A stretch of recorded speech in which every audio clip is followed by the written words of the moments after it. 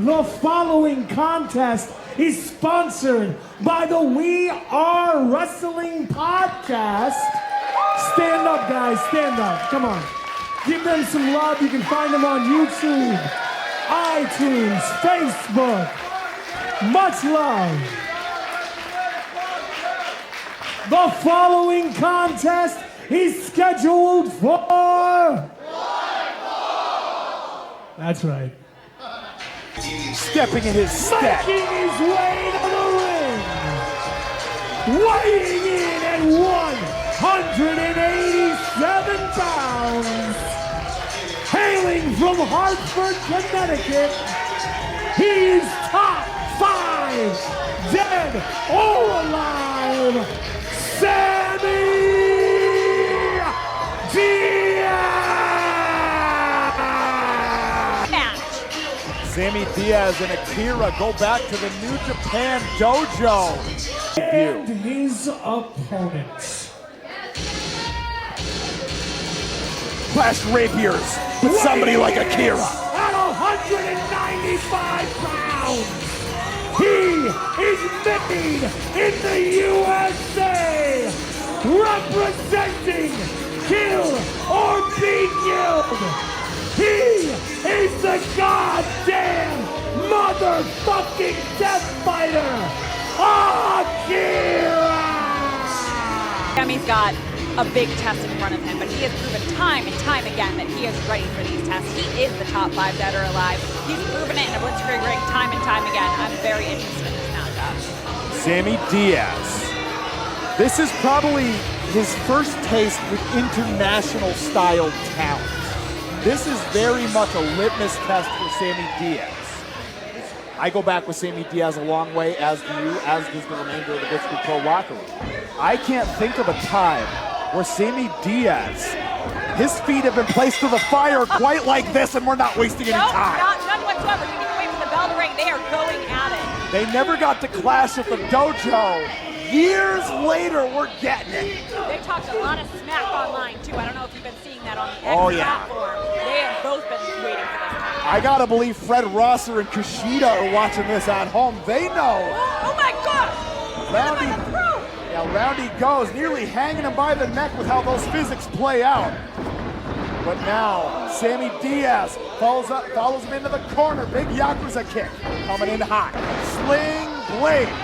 Tanahashi would be proud. And you're going to see a lot of homage to New Japan Pro Wrestling here. Absolutely, coming from the same dojo as you have said, but both going in different directions, right? Both successful in their own ways. But as you said, Akira, world travel. I mean, this is a different type of contest than SAMMY DIAZ has had prior. Yes, indeed. Akira, no stranger to that junior style with the climbing enziguri and then that high angle single foot drop kick, sending SAMMY DIAZ to the outside. But as you had said, the roads definitely went off in their own direction. SAMMY DIAZ is looking more for that Kota Ibushi style flair in New Japan. And on the other side of the coin, Akira looking for that return ticket to Big Japan Pro Wrestling.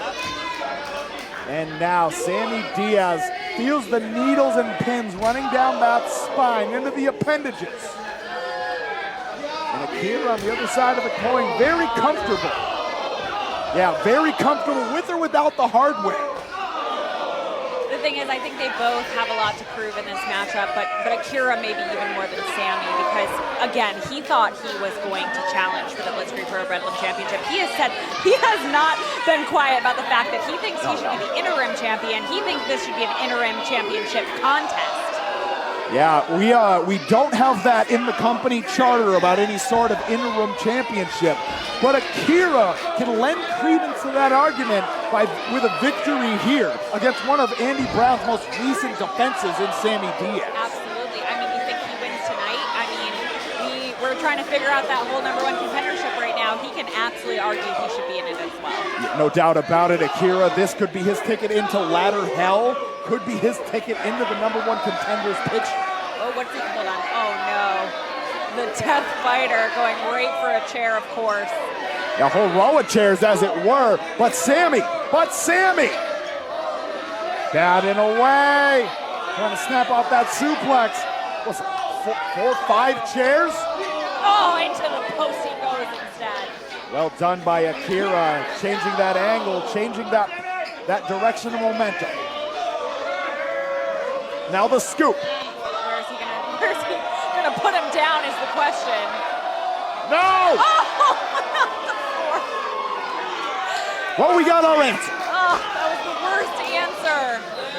Could have been the chairs, could have been the bar, could have been outside in the beautiful courtyard here at Gateway City Arts. Oh my gosh, you have to wonder about Sammy's back though. We know he has a very versatile repertoire. He is a high flyer and is obviously going to need the most strength possible in his entire upper body to execute some of his... Oh, especially. Yes. That triangle moonsault relies on the arch of that neck and that back. Exactly. But now, back into the ring. Akira trying to stay surgical with it, as you were alluding to. Now the rear naked choke. Going to be a whole lot harder to roll Akira out of this position. Opting for the elbow strikes. Well-placed drop kick. And this is where Sammy's most comfortable, taking flight. Opting to go between the top and the middle. The tope suicida, making like Jay-Z, brushing those shoulders up. And this is what Sammy needs, Johnny. He knows how good he is. He is a hidden gem in New England, and that is a shame. And no doubt about it. Top 5 dead or alive, not naming names, just letting them know that he's part of it. Now the crossbody, feeling froggy. Beautiful, but only good for 2. Once more paying homage to the great Hiroshi Tanahashi, that froggy-style crossbody, a little high-fly flow. Hold on! Oh, hold on a second. Little beer-flavored mist. Oh, man. And now jockeying for position on the apron. This could be disastrous. Gosh, yeah. Now Sammy. Fighting back, scooping him up. Maybe a disadvantageous angle, sure enough. Akira out the back door. Ah! He's trying to break his back. Hit first on the apron. Oh my God, across the face. I don't. They may welcome it, I don't know. I think they do. Here's the thing, I think they do, but I mean, that attitude. I mean, at the House of Pierogies, we've seen many a front row of a Blitzkrieg Pro.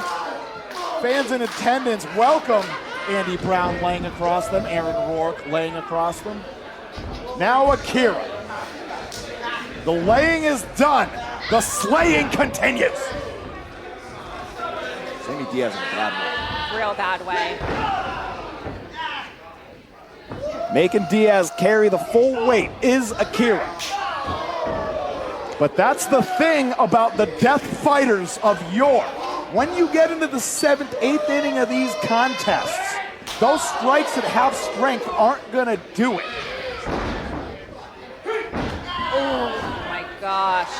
Right across the back, just picking apart his back.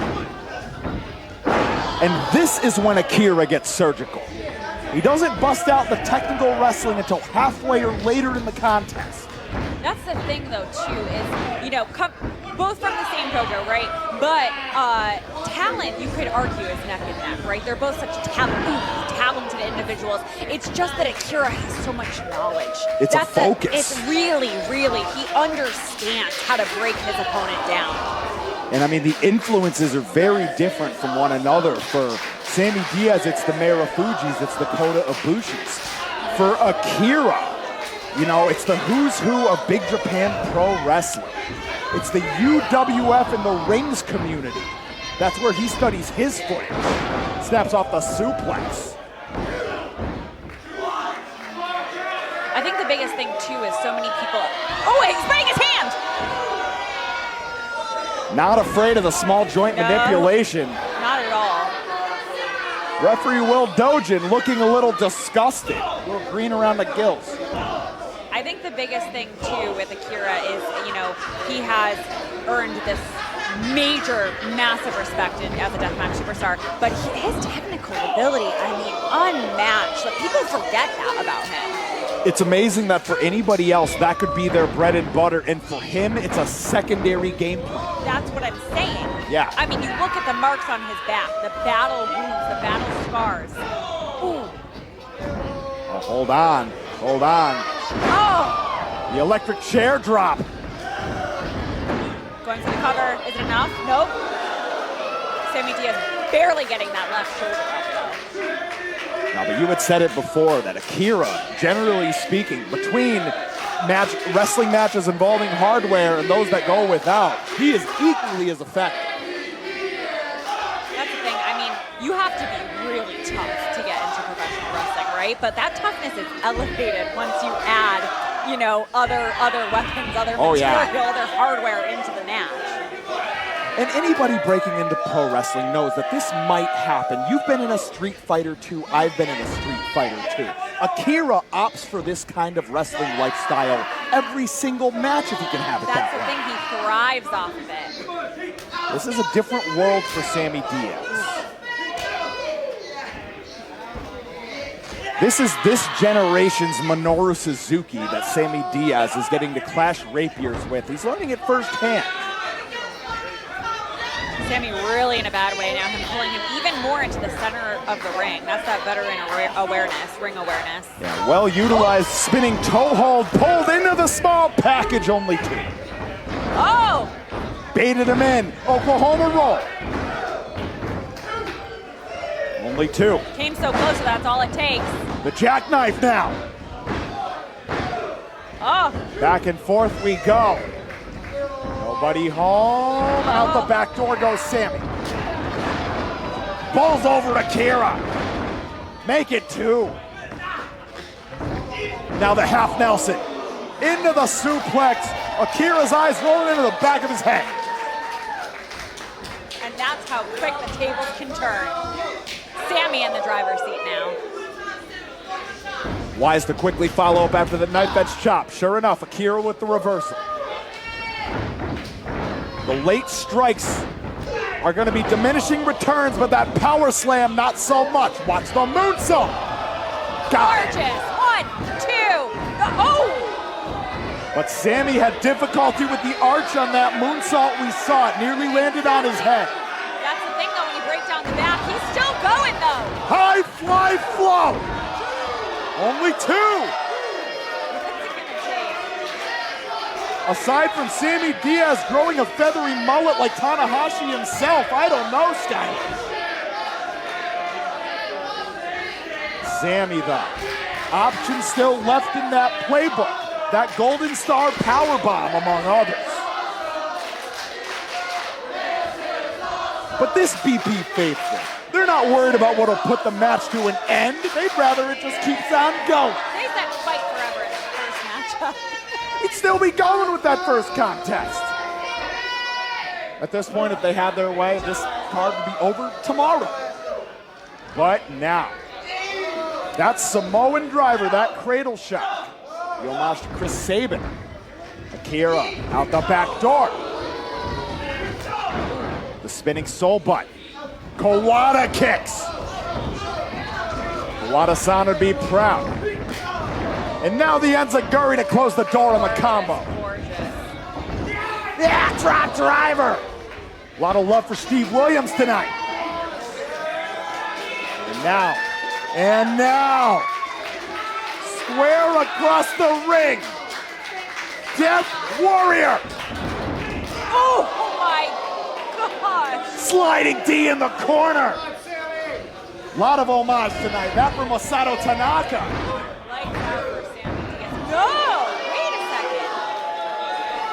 second. And maybe with that traditional variant, had Diaz's head snapped off the mat like it was intended by Tanaka, that may have been it. But in this case, Akira, not frustrated, just angry. Yeah, but still focused. That's the thing. You can still see the focus on him. He's not losing sight of the goal of this match. Now he's got that, what looks like a ripcord grip. Sammy sensing danger. Not having any of a rainmaker tonight. The follow-in. Nobody home. Hold on. Well done, and now the straitjacket German suplex got it. Only two, and now, rear naked choke. This is one of the most dangerous combatants we've ever had in the Blitzkrieg Pro ring as I'm watching this. And truly, I mean, I mean, you think next to all the street fighters on the roster, your TJ Crawfords of yore. But, shot! Looked like a shining wizard, instead snaps off. V triggers galore, thumb across the neck. Got that figure four. Oh! Cradle shock. Got it. The winner of this match, top 5, dead or alive, SAMMY DIAZ! The Blitzkrieg faithful getting up on their feet. I mean, showing respect. What a contest. I look around this Gateway City Arts building here, and I gotta believe that they all believe they've just seen an upset. Akira may have been too focused on what came next. If he won this match, would there be an interim championship? But if ifs and buts were candy and nuts, we'd all have a Merry Christmas. Ladder hell for SAMMY DIAZ. Is it Andy Brown once again for SAMMY DIAZ? I mean, at this point, I think he can take his pick and the sign. All love. That's how the New Japan Dojo works. Akira shaking the hand, but I gotta believe they might want to run this back one more time. I will watch this 7